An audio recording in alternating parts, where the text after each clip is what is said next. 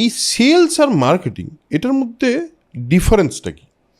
এটা আপনি একটা খুব ইনডেপথ একটা কোয়েশ্চেন করেছেন। ধরুন আপনি বাজারে একটা এনার্জি ড্রিঙ্ক লঞ্চ করছেন, এবারে আপনি সুন্দর গ্রাফিক্স করলেন, করে সেটা আপনি খবরের কাগজ এবং সোশ্যাল মিডিয়াতে ছাড়লেন, এটা হলো advertising.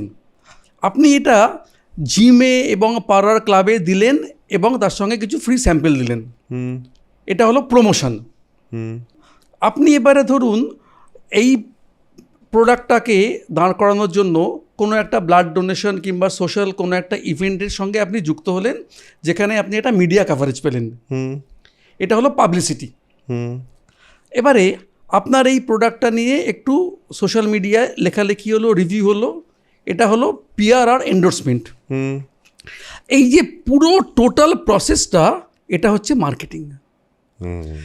So the process of demand creation is marketing. এই এন্টায়ার অ্যাক্টিভিটি, ছোট ছোট অ্যাক্টিভিটিগুলোর সমন্বয়টা হচ্ছে মার্কেটিং। আর সেলস কি? Is the need fulfilment. ওই যে ডিমান্ডটা তৈরি হলো, ওই ডিমান্ডটা নিডটা ফুলফিল করা, তাই তো? হ্যাঁ, এক কথা যদি বলি, ট্রান্সফার অফ ওনারশিপ।